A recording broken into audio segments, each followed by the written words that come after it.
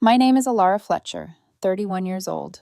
The nursery still smelled like baby powder and lavender, a clean sweetness that made the whole house feel softer than it actually was. Sharon's mobile clicked in slow circles overhead, paper stars, a paper moon, while she cooed and windmilled her tiny fists as if catching light. The hum of the refrigerator carried from the kitchen. The world was ordinary, gentle, quiet. You would never suspect a blade waited in the quiet. Almost done, sweetheart, I murmured, smoothing a tiny yellow onesie across my knee. The fabric was warm from the dryer. Outside, a delivery truck rattled down our cul-de-sac, then faded. Somewhere far away, a dog barked. My phone buzzed on the dresser, a calendar reminder for nothing important. I should have told Miles last night. I should have said, "Hey, the technician is coming to fix the bedroom camera." I should have mentioned that the company returned my call and a time had been set for this afternoon. A small thing, an insignificant detail. But I'd been too tired, bone-tired, in the way new mothers understand, the kind that makes simple sentences feel like uphill climbs, and the words slipped away like steam. The doorbell chimed at 12:58 p.m., 2 minutes early. I strapped Sharon into her carrier and opened the door to a man with a tool belt and a professional smile. "Ryan from Secure Home Tech," he said. "Bedroom unit giving you trouble?" "2 weeks of connection error," I answered, stepping aside. "The others are fine. It's just the one in the corner of our bedroom." He set up a small tablet, glanced at the app, and followed me upstairs. In the doorway, I hovered while he loosened the camera mount. Metal tinked against the screw head. A bright, precise sound. "Here's your problem," he said. "This was unplugged manually." "Manually?" I repeated, my skin prickling. "You mean with hands?" He pointed to a tiny port on the side of the camera. "Yes, ma'am. Someone pulled this. Not an accident." I stared at the device as if it might confess. "Maybe during cleaning?" "Maybe," he said, polite but unconvinced. He clicked the plug back into place, reseated the unit, tapped his tablet, and the screen filled with our room. Bed neatly made, light slanting across the duvet, the corner plant a little droopy because I always forgot to water it. The banal intimacy of our lives, framed and labeled online.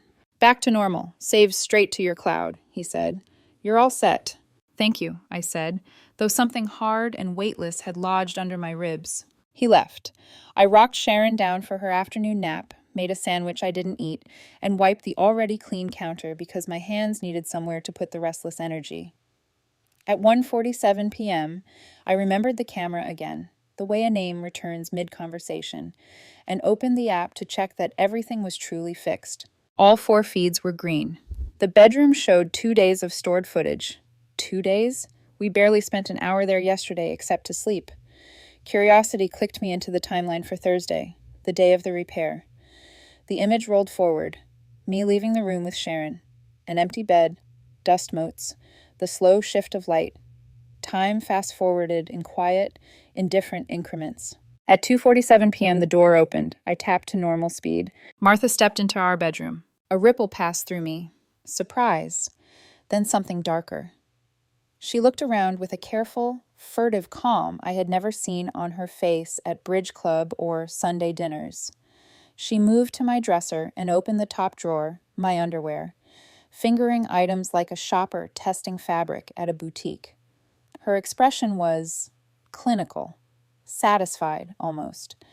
Then she crossed to Miles's nightstand, opened the drawer, and removed a small bottle. I squinted, melatonin. She pocketed it and left. A chill traveled along my arms in a slow, crawling wave. Why was she here? She'd told me she had bridge club at 2. Why our bedroom? Why my drawer? A dozen questions flared and died like struck matches. I kept watching. At 11:47 p.m., Miles and I came in, bone-weary, the soft slap of our feet on hardwood, the ritual of lamps and lotion and silence. I fast-forwarded through darkness. At 3:23 a.m., the door opened again. Martha, in a pale nightgown, drifted in like a ghost. My finger froze above the slider. She stood by the bed and watched us sleep. The infrared transformed her face into angles of green and shadow, and I could see, God help me, I could see the curve of her smile. She leaned close to me, so close I could have felt her breath had I been awake, her lips moving. The camera didn't record audio, but something inside my bones heard a whisper. She looked at Miles then with a tenderness that made my stomach fold in on itself. She left as quietly as she'd come. The room held its breath. So did I. The app's timestamp crept toward morning. At 8:15 a.m., the bed lay empty. I knew where I'd been, downstairs with Sharon, singing under my breath about sunshine and spoons. At 8:47 a.m., Miles entered the bedroom. I sat up straighter. No. He'd left for work at 7:30. I watched his taillights disappear. But there he was, pacing with his phone to his ear, agitated, eyes cutting to the door as if measuring the silence. He spoke, ended the call, and, calmly, deliberately, undressed down to his boxers. He lay on top of the covers and waited. At 8:52 a.m., the door opened. Martha stepped in, hair down, makeup done, silk robe tied loose like a secret. She looked at my husband as a lover looks. Miles held out his hand. She climbed into our bed. The phone grew slick in my palm. An impossible word camped at the front of my mind. No. They kissed. Deep. Practiced. The room swam. My vision tunneled to the lines of their bodies moving, the logic of touch, the history in familiar hands. This wasn't new. It wasn't an accident, a drunken lapse, a single deranged experiment. They moved with fluency, with a choreography learned in private rooms. How long? I fast-forwarded through a horror there are not enough words for, through skin and sheets and timestamps that would become permanent scars. When it ended, Martha rose, crossed to my dresser again, and pulled out Sharon's pink blanket with the white stars, my mother's gift, soft as breath. She folded it with reverence, said something to Miles. He stood, pulled on his boxers and left. She followed. When they returned, Miles was holding Sharon. I made a sound I didn't recognize, an animal sound, raw and wrong. Martha spread the blanket. Miles laid our daughter, 3 months old, warm and blinking, on the center of the bed. The yellow onesie I had chosen, the small, perfect legs kicking at air. Martha undressed her with practiced calm. Sharon began to cry, silent on the feed, deafening inside me. Martha lifted her and drew the baby to her chest, miming a mother's intimacy. Miles watched with an expression I will never forgive. The world tilted. I stumbled to the sink and vomited, clutching the edge so hard my fingers hurt. When the retching stopped, I rinsed my mouth, and the woman in the mirror looked like me if I'd been hollowed out and filled with ice. I went back to the couch and pressed play because some part of me needed to know everything, even if it shredded me to strands. At 9:14 a.m., Miles returned without Sharon. At 9:15 a.m. they kissed. Quick, domestic, like a goodbye before work. Martha fixed her hair in my mirror, glanced toward the camera so directly I jumped, then turned away and left. The house was very quiet. The hum of the refrigerator, the click of Sharon's mobile upstairs, a distant bird caught in a looping phrase. I climbed the stairs and found my daughter asleep in her crib, cheeks flushed, lashes like brushstrokes. I lifted her and pressed her against my chest. She stirred, sighed, settled. "I'm sorry," I whispered into her soft hair. "I'm so sorry." On the way back down, my knees almost gave. I pressed my back to the wall and breathed until the darkness at the edge of my sight retreated. Then I wiped my face, grabbed my phone, and forced my shaking fingers to work. Police, a lawyer, my parents, anyone. But a voice inside me, clearer than the noise, said, "Not yet." What crime could I prove right now? What line had been crossed in ways the law would recognize? How do you prosecute the specific species of depravity that hides in loopholes and euphemisms? I had evidence, yes, but I also had a daughter who needed her mother calm, strategic, unafraid. The doorbell rang. 2 p.m. Martha. For a suspended moment, I stood in the foyer with Sharon warm against my shoulder and felt the edge between past and future like a knife at my throat. I could not let her in. I had to let her in. If she suspected, if anything in my face betrayed me, she would pivot, change tactics, erase footprints I hadn't discovered yet. People like her don't collapse quietly. The thought sounded like someone else's voice.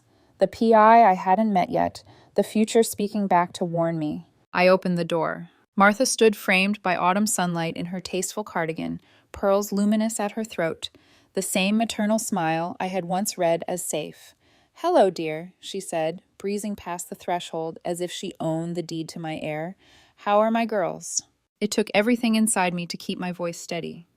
"We're good," I replied, as if my chest wasn't a fist, as if the room where she had violated every law of love wasn't 20 feet away. "Let me hold her," Martha said, reaching. I tightened my hold with a casualness I had to build bone by bone. "She's fussy," I said lightly. "I'll keep her." Martha's eyes flickered, annoyance, then the soft fall of her mask. She set her purse down and started telling me about the charity gala next month, about the new restaurant downtown, about bridge club gossip. I nodded. I said, "Oh," and and "really," at appropriate intervals, while my pulse counted out a new arithmetic. Evidence, copies, witnesses, timing. Some truths don't break you. They forge a blade you didn't know you could carry. I smiled at Martha the way a calm ocean smiles at the storm that hasn't realized it's already lost. I poured her tea, and as steam curled between us, I chose. I would not scream. I would not flee. I would plan. I would become the kind of quiet that ends dynasties. "Sunday dinner," she chirped as she stood to leave. "Pot roast, Miles's favorite." "Sounds lovely," I said, and my voice did not shake. I locked the door behind her and pressed my forehead against the cool wood. Sharon sighed against my neck, a small, trusting weight anchoring me to the world I had to protect. I opened the app again. I created new folders. I uploaded copies to 3 different drives, and in the low, relentless hum of our ordinary house, I began to turn horror into strategy. The next morning, I stood in front of the mirror, brushing my hair like an actress preparing for a role. The reflection looking back wasn't me. It was someone performing Elara Fletcher, loving wife and new mother. The woman who smiled when her husband walked through the door. The woman who made coffee, who kissed his cheek, who didn't see what she'd seen. Miles hummed as he came down the stairs, sleeves rolled, tie knotted perfectly. "You were up early," he said, pouring himself coffee. "Sharon's schedule's still unpredictable," I replied. My voice was steady, too steady. He nodded, distracted, scrolling through his phone. I watched his fingers, the same hands that had held our daughter under his mother's gaze, the same hands that had touched both of them. He looked up. "You okay?" I smiled. "Fine." A pause, just long enough for him to study me. Then he shrugged, kissed my forehead, and left for work. The sound of the door closing behind him felt like oxygen returning to a sealed room. I exhaled and set the mug down, untouched. For the rest of the day, I went through the motions of motherhood, changing diapers, warming bottles, folding laundry. Each action felt rehearsed, like muscle memory. But beneath the rhythm of domestic chores, my mind was a storm, fast, bright, calculating. At noon, Martha called. "I made too much soup last night. I'll drop some off after lunch." I almost laughed. She was so consistent in her manipulation, so confident in her disguise.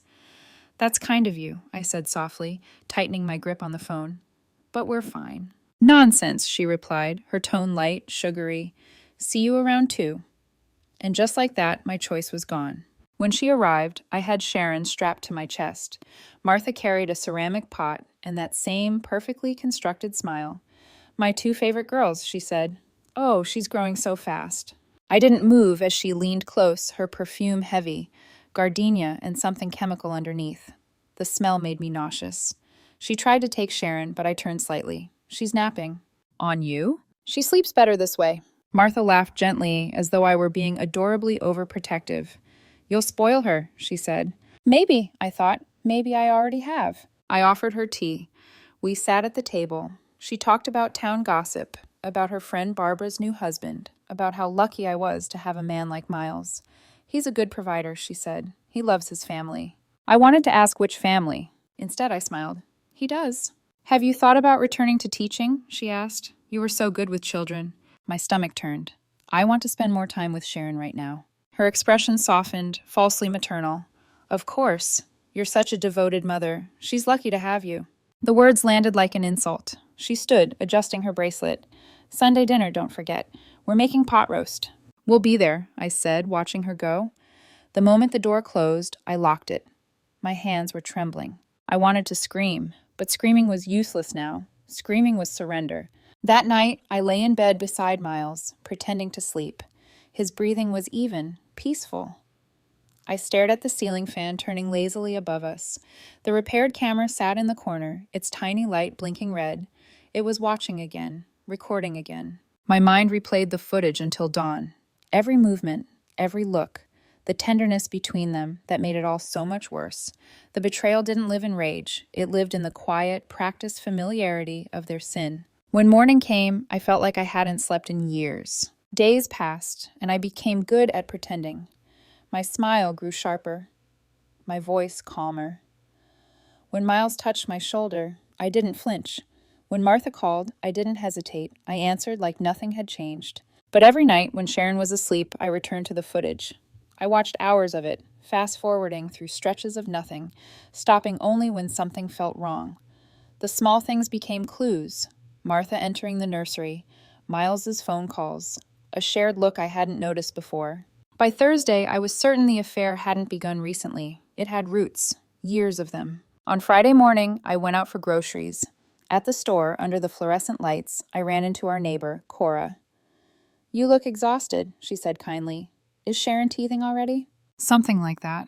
Her brow furrowed. "If you ever need help, I'm right next door." "Thank you," I said.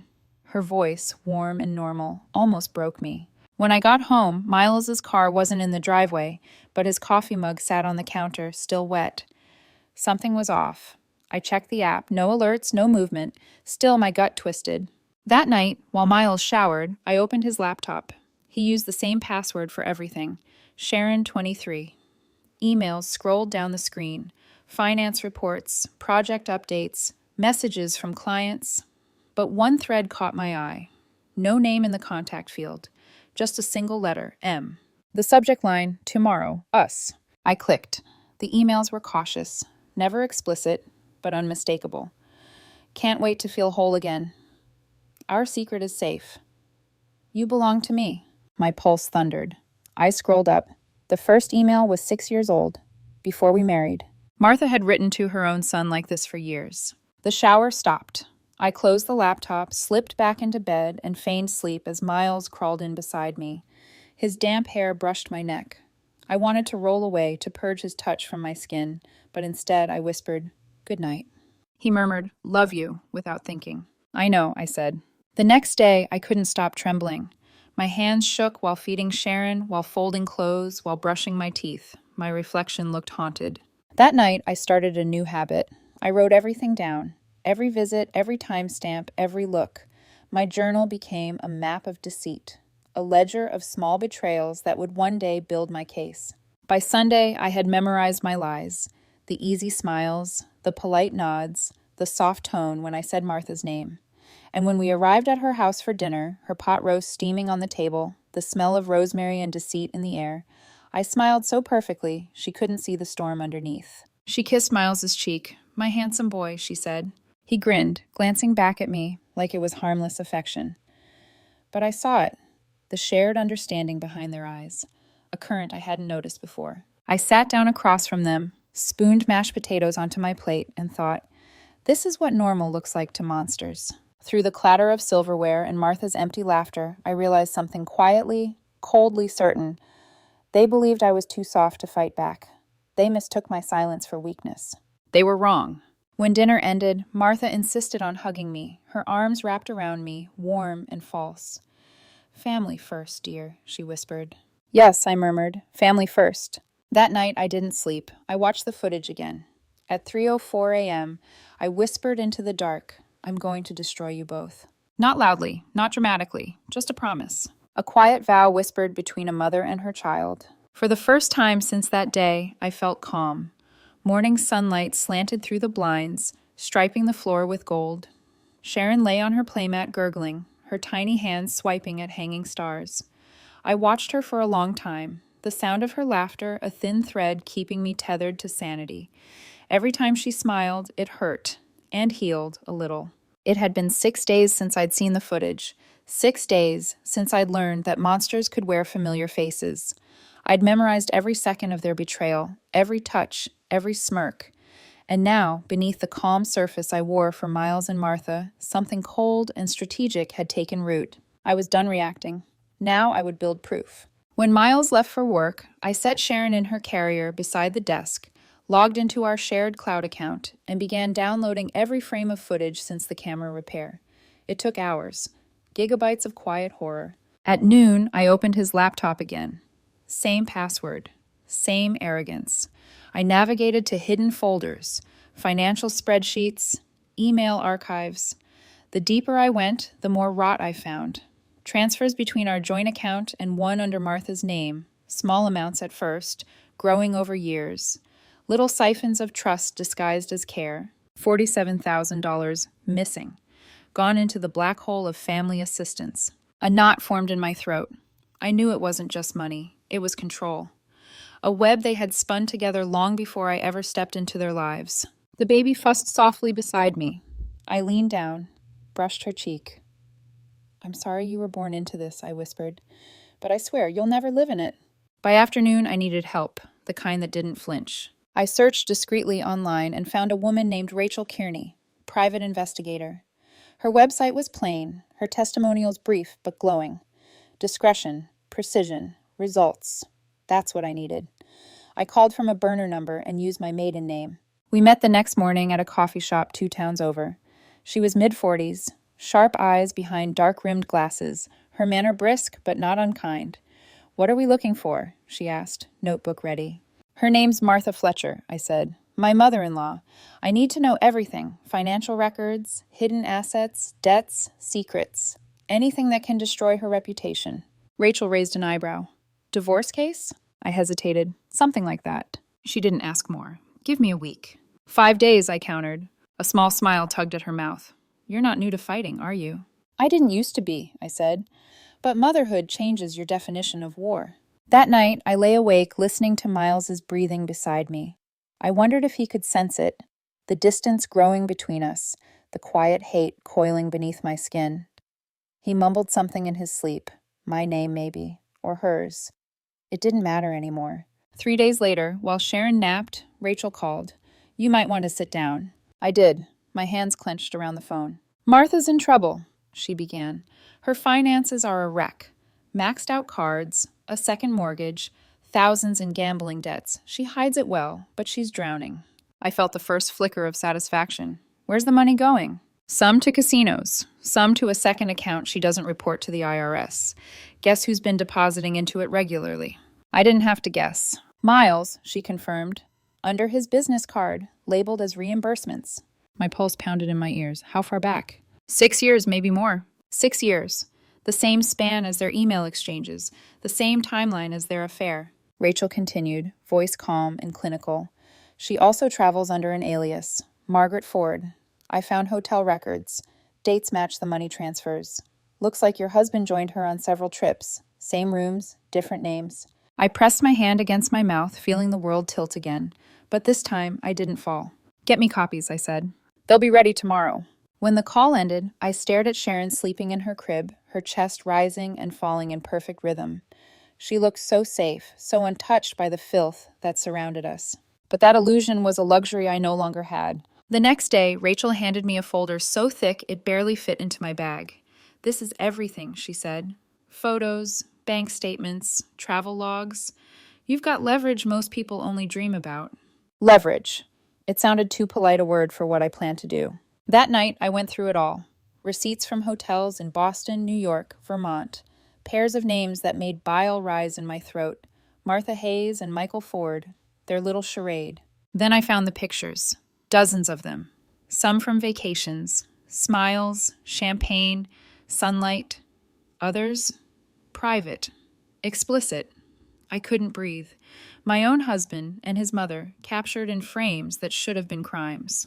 There were older ones, too. I clicked the file info, dated 15 years ago, long before I met him. 15 years. This wasn't a mistake. This was a lifetime. In another folder, buried deeper, I found photos of me.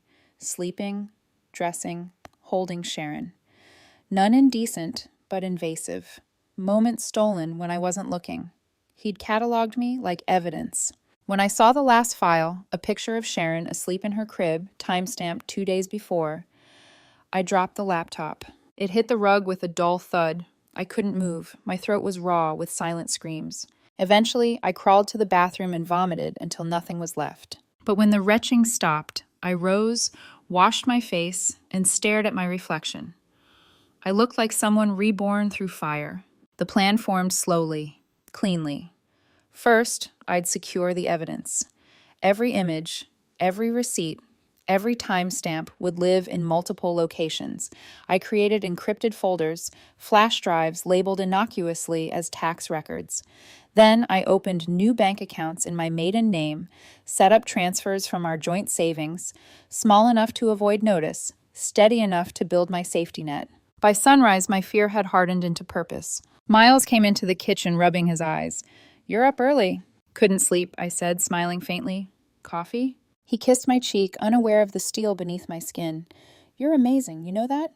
I looked at him, at the man who'd betrayed me in ways no language could describe, and whispered, "I know." Later that day, I called an attorney. "Elizabeth Grant," said the woman's voice on the line. "How can I help you?" "I need a divorce," I said, "and I need to ruin him." A pause, then a low, professional calm. "Tell me everything." When I finished speaking about the footage, the finances, the affair, Elizabeth was silent for a long time. Then she said, "I've handled monsters before, but this is new. If you want war, Mrs. Fletcher, I can give you victory." "Not victory," I said quietly. "Justice." "Sometimes," she replied, "they're the same thing." When the call ended, I felt an eerie calm, the kind that comes right before a storm breaks. I went to Sharon's room, lifted her from her crib. Her eyes fluttered open, half asleep. "It's almost over," I whispered into her hair. "Mama's fixing it." That night, as Miles slept, I packed the flash drives, the documents, the photographs, and hid them in the hollow behind the nursery wall panel, a place only I knew. Then I lay beside him, eyes open, heartbeat steady, waiting for dawn and the first step of my revenge to begin. He stirred, murmuring my name. I turned toward him, brushed his hair back gently, and whispered the words I didn't mean. "I love you too." He smiled in his sleep, and I smiled back, because by the time he woke, his world would already be cracking. I moved through my days like a woman walking through a house of smoke. Everything smelled the same, but nothing was the same anymore. My life had become a ledger of intent. Who to call, what to copy, where to hide the files. I'd learned to make decisions with a surgeon's steady hand. There was no room for theatrics. Timing and silence were my instruments. Elizabeth Grant became the axis around which my plan rotated. She was a woman whose phone voice could flatten an opponent, whose presence in a courtroom felt like a gavel. We met in her office behind frosted glass and old books. She listened to my torrent and then asked one question that mattered more than any other. "What is your endgame?" "Protect Sharon," I said without hesitation. "Remove them from our lives. Financial ruin for Martha so she cannot harm another, and legal termination of Miles's parental rights if possible." Elizabeth folded her fingers, studying me as if weighing a folder of evidence. "We can do that," she said. "But we have to be surgical. Pulled out filings and public exposure have to arrive in a sequence that collapses their defenses. We don't serve papers until the media and creditors have had time to turn public opinion. Social pressure makes judges act faster. And we'll need experts, a PI for finances, forensic copies of everything, and a CPS file to create a protective trail." Her calm made me breathe properly for the first time in days. "Do it," I told her. "I want them gone." We set the cadence.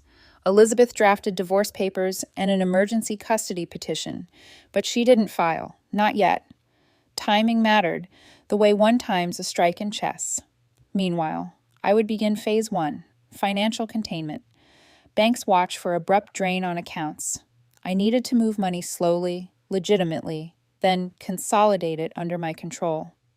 I opened new accounts under my maiden name and set up transfers that looked like normal life changes. Payments for daycare, emergency medical withdrawals, a series of plausible expenses. It was legal, just calculated. At night, while Miles snored softly and the house swallowed his sound, I executed the quiet theft of safety. Small transfers, the liquidation of a mutual fund into cash, sending wires to accounts I controlled.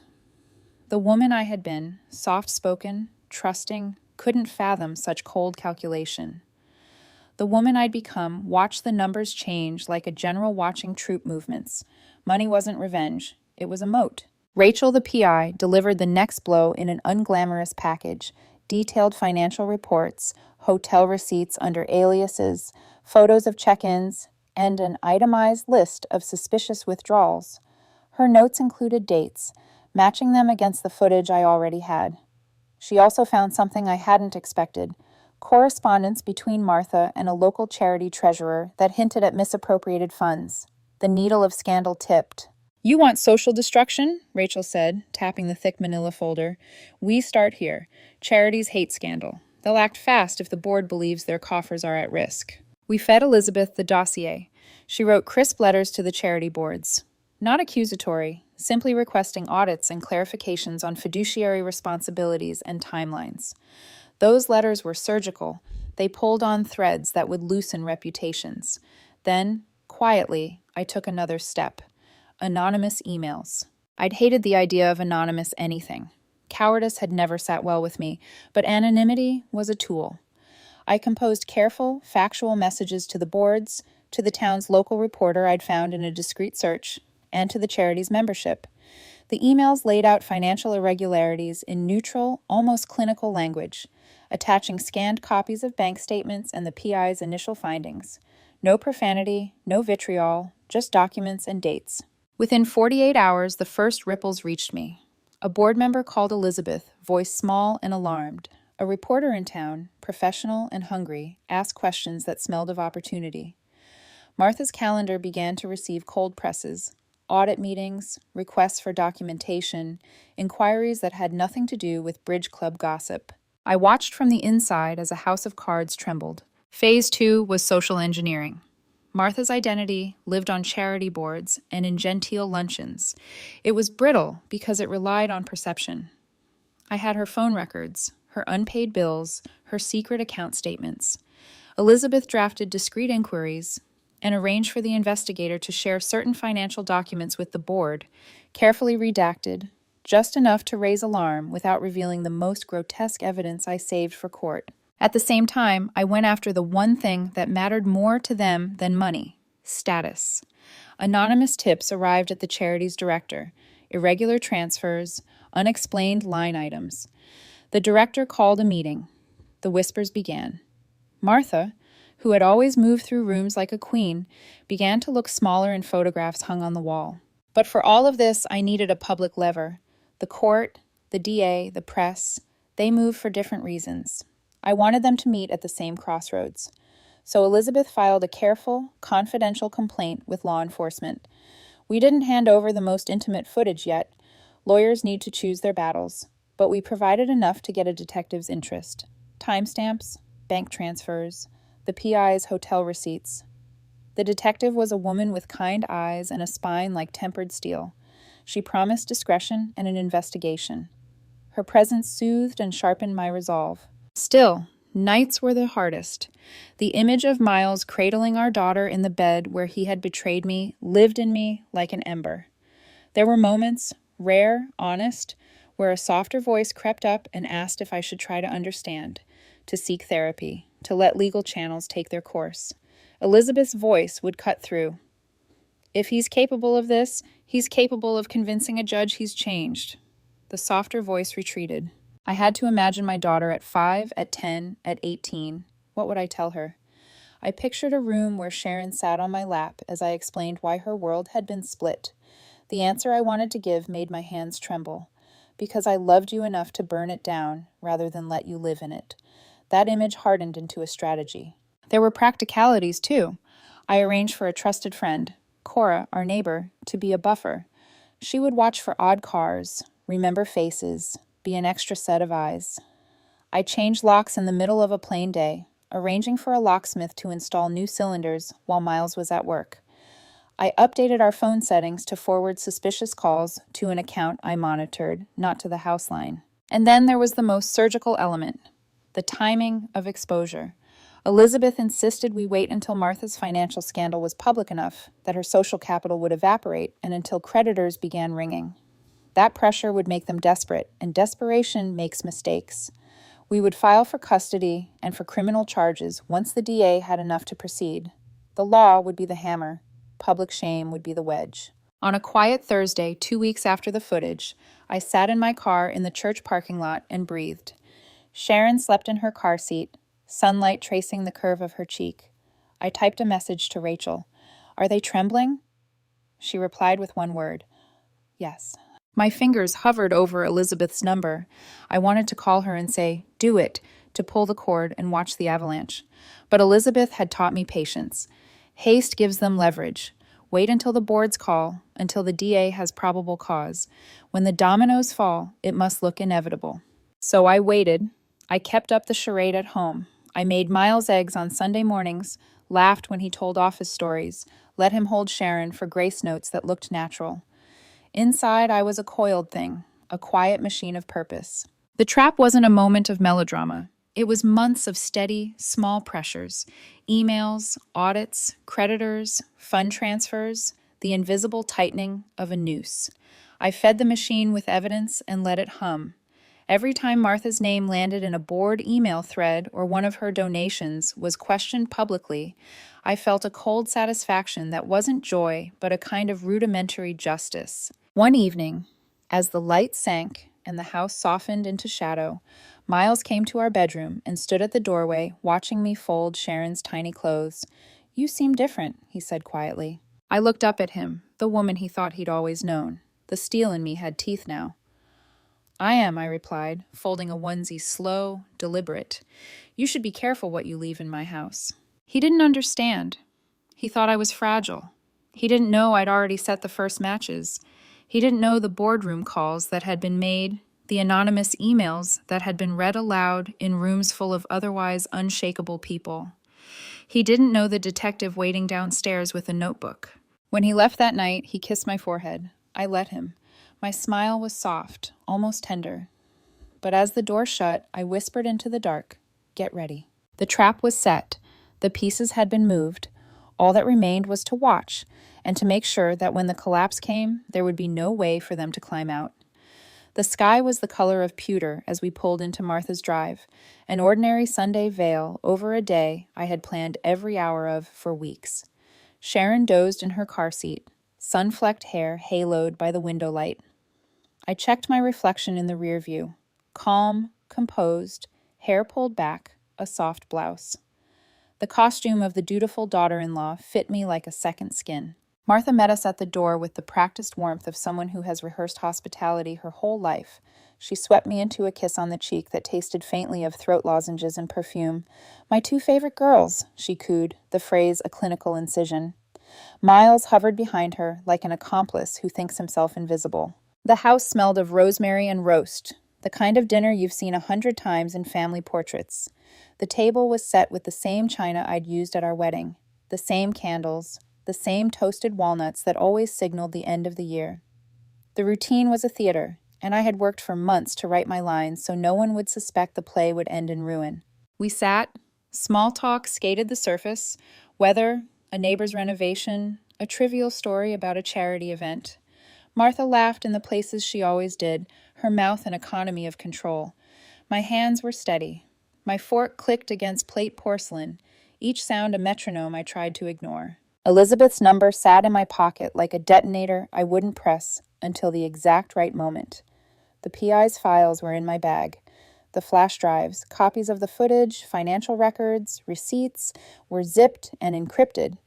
My planner, the one I used to schedule school events and pediatrician visits, now contained a list titled in block letters, "Exposure."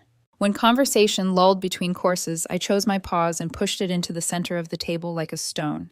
"By the way," I said lightly, "the technician fixed our bedroom camera last week." Miles's smile faltered as if a hand had pressed against his sternum. Martha looked up mid-chew, the expression sliding off her face like a mask. "Oh," she said, casualness regrown too fast. "That's wonderful." "It's worked for days," I continued. "I checked the cloud back at home. There's a lot of footage. I watched some of it." "Watched?" Miles's voice sharpened. He'd gone from surprised to defensive in a second. "Why would you do that?" "Because it records everything," I said. My voice was steady, level. "Because lately there's been a lot of everything. Martha's smile dulled, and for the first time since I'd first seen her on camera, I watched confusion cross her face. Her hands trembled fractionally as she set down her wineglass. Claire, Miles began, using that old nickname with the softening that used to mean intimacy. I let him finish, but I didn't look at him. You don't get to call me that, I said. Not tonight. I stood up and pulled my phone from my pocket like a magician producing an impossible coin. I brought a copy. On the screen, the video started. A bedroom at 8:52 a.m., a robe, a slow approach, a kiss that was not a mother kissing a son. The room fell into a vacuum. Utensils stopped clinking. A spoon hung halfway to a mouth. Martha's face changed live, first denial, then outrage, like a theater gone wrong. This is a joke, she breathed, but the edges were crooked. You're sick. Play it, Miles said, lunging for the phone. My arm moved of its own accord, and I stepped back. You can't, don't touch. I have more than this, I said, and I have copies in several locations. Lawyers and an investigator have it. The words landed with mathematical precision. The room exhaled the collective sound of civility's ending.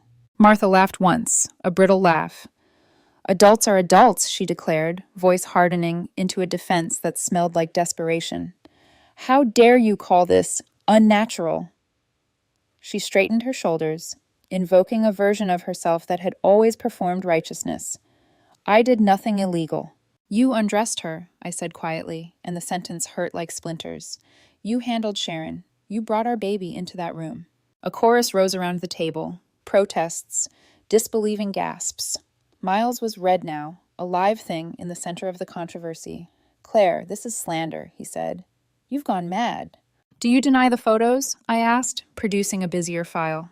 Hotel receipts, bank transfers, emails with dates that traced a road of deceit across years. Rachel's handwriting lay organized in neat stacks.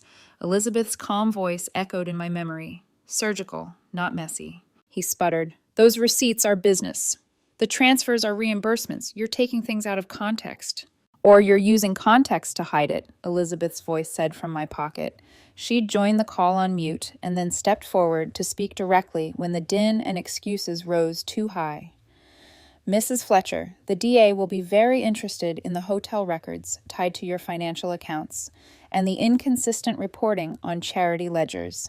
And the photos you didn't want me to bring to this table, those are in the hands of law enforcement. The air broke like ice. I watched as the chairs that had seemed solid in the room shifted. Reputations are such brittle things. Martha's composure slid, then shattered into small, jagged pieces of rage. You will not take my life from me, she hissed. You can't. I gave birth to him. You gave him a history, I said. You gave him secrets. You gave him a pattern. The words were clean, unavoidable. Miles lunged to his feet. Blame, pleading, panic. He stood between his mother and me, as if either of us might be a bullet aimed at him. Claire, please, he begged. Think about Sharon. Think about... I am thinking, I said. That's why I have lawyers and a detective and copies of everything. I had rehearsed this speech until it sat in my mouth like a cold key. You will not see her again if you don't sign the papers I will present to you. Termination of parental rights. You will not contact us. You will disappear. Martha's voice climbed into a hysterical register. You have nothing. You're trying to ruin me. I will not be humiliated. It's done, I told her. The charities have been contacted. Creditors are calling. Audits are underway. The press has picked up minor threads. By tomorrow morning, you will be under investigation. By the end of the week, the bank will freeze accounts. You can either litigate and make this public rip at every seam, or you can sign over whatever control you want and vanish quietly. Miles looked like someone being offered a scalpel or a rope. You can't, this is extortion, he said. Then go to the police, I said. Tell them I extorted you. Tell them you paid your mother's accounts with our money because you love her.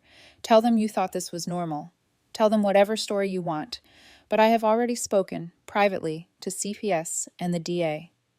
There's an investigation open. Silence folded over the table like a lid. The church clock in the hall chimed 3 slow notes, an audible punctuation to the end of one life and the start of another. Martha made a last, terrible calculation. She turned toward the front door and then stopped. For a second, she looked like someone who had realized she had nothing left to lose. She could have fought, made accusations, dragged me through gossip and pity and rumor. She could have tried to smear me into being the villain. Instead, she lunged for the wine glass nearest her and hurled it at me. It shattered across the table between us, a domestic staccato that tasted of finality. I sat very still as shards glittered on the linen. The servants' door slammed open and then closed. No servants now, only people watching the edge of a family break. Miles grabbed my arm, and I felt my body pivot toward instinct, a vivid, animal reaction. But the part of me that had been planning for weeks held steady. I had to be smarter than rage. "Release my daughter," I said, voice high with a specific, controlled anger. "Sign the forms Elizabeth will send, or we go to court. We go to the papers. We go to the police. Choose." He stared at me as if I'd offered him a foreign language. "You wouldn't," he whispered, which meant he knew, in the marrow of himself, that I would. Martha stumbled out, a queen dethroned, and Miles slumped into a chair, as if finally wearing the weight of what he'd lost. I gathered Sharon from my arms and rose. The room pressed close with eyes, with the neighbors' pity, with the slow bloom of gossip that felt like oil on pressed linen. "Call your lawyer," I said to Miles. "You'll have plenty of time to practice your defense." Their kitchen door closed behind me like an exclamation. I walked to my car with a mix of fury and grief in my chest, so raw I could taste it. Sharon slept the whole way home, oblivious to the tectonic plates shifting beneath her small world. That night, my notifications filled. Emails from board members requesting statements, messages from Elizabeth with court dates, a short, awkward voicemail from a reporter asking if there was any comment. I put Sharon to bed and sat on the floor with my back against the nursery wall, breathing slow, feeling every small victory and every cost. I had wanted them to pay, they would, but watching the beginning of their destruction, I understood something complicated. Justice could take everything from them, but it could not return the stolen hours of peace. It could not unmake what had happened at 8:52 a.m. It could only make sure it never happened again. I stood then, and for the first time since the footage, let myself weep. Sharp, honest tears that tasted like salt and promise. Outside, somewhere in town, whispers had begun to coil into headlines. Inside, in the dark, I held my daughter and breathed in the ordinary sweetness of her hair and promised again to be her fortress. The fallout began before the roast had time to cool. By dawn Monday, every board member in Martha's orbit had received polite but pointed inquiries. By Tuesday, whispers turned into questions, and by Wednesday morning, the local paper ran a half-inch headline, "Charity Treasurer Under Audit for Financial Irregularities." Martha's phone began ringing incessantly, calls she couldn't answer fast enough, voices she'd once commanded now sharpening with suspicion. The empire she built on charm and manipulation started to crumble, and I watched every brick fall with silent precision. At home, Miles avoided eye contact. He'd moved into the guest room, claiming he needed space.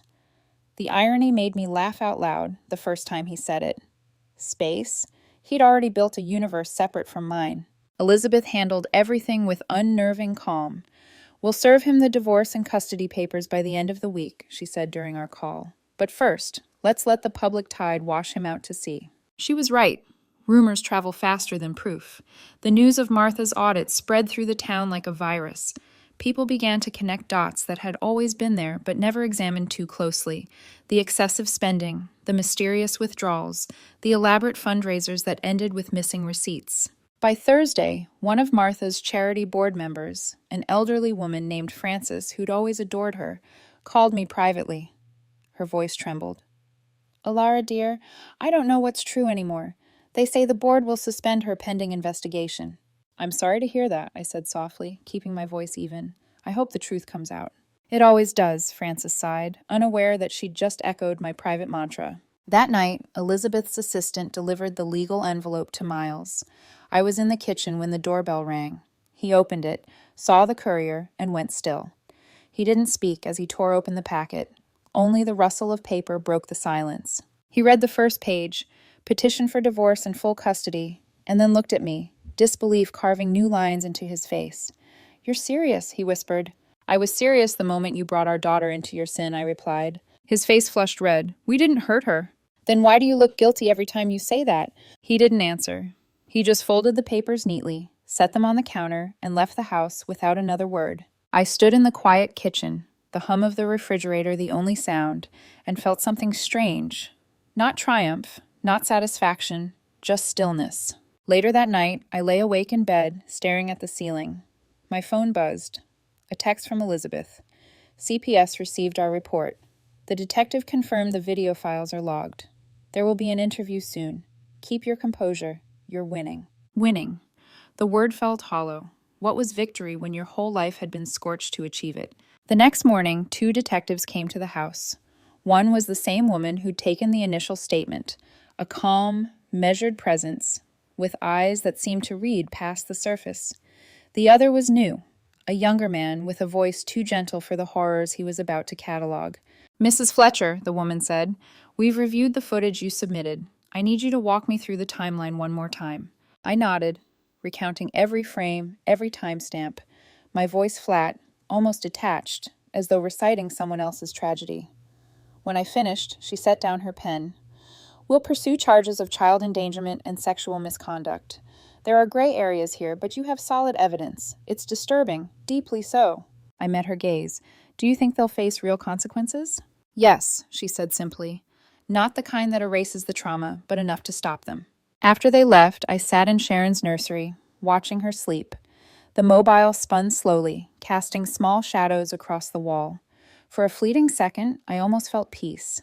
That illusion shattered when the door opened behind me. Miles stood there, his face drawn, eyes bloodshot. He looked human, for the first time in months, tired, remorseful, broken. Elara, he said quietly, we need to talk. I didn't move. About what? About us, about Sharon, about everything? There's nothing left to talk about. He stepped closer, hands shaking. I'm sorry. You don't have to believe me, but I am. I know what I did was monstrous. His voice cracked. I've been in therapy for years for things I never told you. My mother, she... Stop, I cut in sharply. You don't get to turn this into your trauma story. You made choices. Tears pooled in his eyes, but I didn't care. Please, he whispered. Just don't let her destroy me completely. You already did that yourself. He left then, shoulders sagging, a man stripped of delusion. I didn't know whether to pity him or feel nothing at all. By the following week, the headlines grew bolder. Community figure under criminal investigation. Martha Fletcher, accused of misuse of funds and alleged domestic misconduct. Her friends stopped answering calls. The Bridge Club disbanded quietly. Her name vanished from the charity's website within 2 days. I almost felt sorry for her. Almost. Elizabeth moved quickly. The judge has reviewed the evidence, she told me over the phone. Emergency custody will likely be granted in your favor pending the criminal case. 2 days later, I stood in family court. The air was sterile, fluorescent, cold. Miles sat across from me, pale and nervous, his lawyer whispering furiously in his ear. The judge, a stern woman with silver hair and no patience for theatrics, flipped through the thick binder of exhibits. When the video stills appeared, Miles buried his face in his hands. Martha wasn't there. Her lawyer claimed she was unwell. The judge's voice was even but sharp. Mr. Fletcher, I've seen disturbing behavior in my years on this bench, but this is uniquely depraved. You endangered your child, violated your marital trust, and displayed a pattern of conduct so appalling it borders on unspeakable. Miles started to cry. I never meant... The judge cut him off. Intent does not erase consequence. You are hereby stripped of joint custody. Mrs. Fletcher is granted full custody, and your parental rights will remain suspended pending further criminal proceedings. Her gavel fell like thunder. When it was over, I walked out of the courthouse holding Sharon's small hand. Elizabeth walked beside me. It's done, she said. You've won. I nodded, but my throat felt tight. It doesn't feel like winning. It never does, she murmured. It just feels quiet. That night, I sat by the window watching rain trace the glass. Sharon slept in her crib, safe. For the first time in months, the house felt still, not peaceful, but purged. Miles was unemployed now. His firm didn't want the scandal. Martha's home was under foreclosure. The woman who'd once orchestrated everyone's lives could barely orchestrate her own. But as I stared into the wet darkness, I realized something profound and terrible. Revenge doesn't end anything. It just changes who you are when the dust settles. I used to be a wife. I used to be gentle. Now I was something else entirely. Still human, but carved down to bone and will. Tomorrow, Elizabeth said, the official termination paperwork would arrive. The custody order would finalize within weeks. Sharon's last name could change if I wanted it to. I glanced toward her crib. Not yet, I whispered. She's not done healing. Neither am I. Outside, thunder rolled faintly over the hills. Justice had come. But peace. Peace was a slower kind of battle. 6 months later, the morning light looked different. It didn't slice. It softened. The sun came through pale curtains and landed on Sharon's cheek, and she giggled in her sleep, a sound so clean it erased every jagged thing I'd carried inside me. We were 2 states away now, in a small apartment with creaky floors and a balcony just wide enough for a potted fern and a second-hand chair. The walls still smelled faintly of paint. No one here knew the story of Miles and Martha Fletcher. No one whispered my name with pity. I went by my maiden name again. Miss Elara Byrne. Teacher, mother, survivor. Each morning, I walked Sharon to the park before work. She was 9 months old then, all round cheeks and new teeth, babbling nonsense that sounded like poetry. The air here felt lighter, untouched by ghosts. Sometimes, as she napped in her stroller, I'd close my eyes and let myself believe that everything that came before was just a long, impossible nightmare. But the nightmares still came at night. Some nights I woke gasping, certain I'd see Martha's face hovering above the bed again. Other nights, I saw Miles's hands reaching for Sharon, the clock frozen at 8:52 a.m., the camera's red light blinking in the corner. I'd get up, check the locks twice, then stand by my daughter's crib until her breathing steadied me. I was in therapy now, a quiet woman named Sylvia with kind eyes and a voice like water. She told me, "What you survived wasn't just betrayal, it was an erasure of safety. You're learning to rewrite what safety means." Some days that felt possible, other days it didn't. Still, healing had begun to take shape in small, ordinary ways. I started teaching again at a small elementary school. My students drew pictures of stars and animals and asked innocent questions about life, questions that reminded me that the world, in spite of everything, could still be gentle. One evening after class, as I was packing my papers, a fellow teacher, a man named Tom, lingered at my door. He was soft-spoken, patient, the kind of person who never rushed words. "There's a new bakery near the library," he said. "They make coffee that's actually drinkable. You and Sharon should come by this weekend." I hesitated. It had been years since I'd let anyone occupy that kind of space near me. But his smile wasn't demanding. It was patient, the kind that gave permission instead of taking it. "Maybe," I said. And for the first time, maybe didn't feel like fear. It felt like a beginning. That weekend, we went. The bakery smelled of cinnamon and espresso. Sharon sat in a high chair, smearing muffin crumbs into her hair, and Tom laughed. "She's an artist already," he said, handing me a napkin. Something inside me relaxed, a small piece of armor dissolving. We started meeting more often, always with Sharon between us, a small buffer of innocence that made everything safe. He never pushed. He never asked about my past beyond what I offered.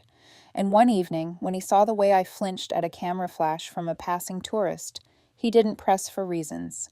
He just reached for my hand, briefly, gently. Months passed. Sharon began to crawl, then walk, then run. She'd toddle through the apartment shouting, "Mama!" and collapse into laughter. That word, "Mama," had become my anchor. Every time she said it, I felt something reassemble inside me that Miles and Martha had tried to destroy. Then, one afternoon, a letter arrived. It came in a plain envelope, no return address, forwarded from my attorney's office. The handwriting was familiar, tight-knit, controlled, pretending at elegance. "Martha." I didn't want to open it, but the weight of it pressed on me until I had to. Inside, neat cursive filled 2 pages. She wrote about misunderstandings, about how the world had judged her unfairly. She claimed she had found faith in prison, that she had changed. She said she wanted to see her granddaughter, to explain things properly. I read every word, each one like poison disguised as scripture. At the bottom she had written, "Sharon deserves to know her real family. You can't erase blood." I stared at that line until the ink blurred. Then I struck a match and watched the paper curl, blacken, and dissolve into smoke over the kitchen sink. "No," I whispered to the ashes, "I already did." Later that night, after I put Sharon to bed, I sat on the balcony with a blanket around my shoulders. The city was quiet, the hum of traffic distant, forgiving. I thought about the word blood, how it could both bind and poison. Miles was still serving probation, barred from contact. Martha had served 14 months and now lived somewhere out of state. Their lives were fragments now, headlines that had faded from public memory, but I remembered everything. I always would. Sometimes I wondered what Miles told himself when he looked in the mirror. Did he blame his mother? Did he think of Sharon? Did he ever wish he'd chosen differently? I'd never know. I didn't want to. The following spring, Sharon turned 4. We celebrated in a park surrounded by friends, teachers, and neighbors. Balloons bobbed against the sky. Tom held the cake while she blew out her candles, cheeks puffed, eyes bright with wonder. "Make a wish," he told her. "I already did," she said proudly. "I wished for Mommy to smile more." The guests laughed, but I went still. She had noticed. Children always do. I smiled for her then, wide and real. "Wish granted," I whispered. That night, after everyone left and the apartment was quiet, I sat by her bed, brushing a stray curl from her forehead. "You saved me," I said softly. "You don't even know it yet, but you did." Her little hand twitched in her sleep as if she'd heard. My phone buzzed once on the nightstand, a new message from an unknown number. For a moment, my heart stuttered. The shadows of old fears stirred. I opened it. "You can't hide forever. I'll find you." No name, no signature. I stared at it for a long minute, breathing slowly. Then I screenshotted the message and forwarded it to Elizabeth and the detective, same as I'd done before. Then I blocked the number. I looked back at Sharon, still dreaming, her chest rising and falling like waves. Maybe it was Miles. Maybe it wasn't. But I knew one thing for certain. Whatever ghosts tried to find us, they'd never get through me again. I sat there until the sky began to lighten, until fear turned into resolve. When Sharon woke up, she climbed into my lap, rubbing sleep from her eyes. "Morning, Mama," she said. "Morning, love. Can we go see the flowers again?" "Of course we can." I kissed her forehead and carried her to the window. Outside, the sun broke cleanly over the horizon. No shadows, no cameras, no ghosts, just light. And for the first time since that day, I truly believed we would be okay. Because survival wasn't just the absence of pain. It was the decision, every single day, to build something beautiful from the ashes. And as I held my daughter, I knew this quiet life, this new beginning, was the only revenge that ever mattered.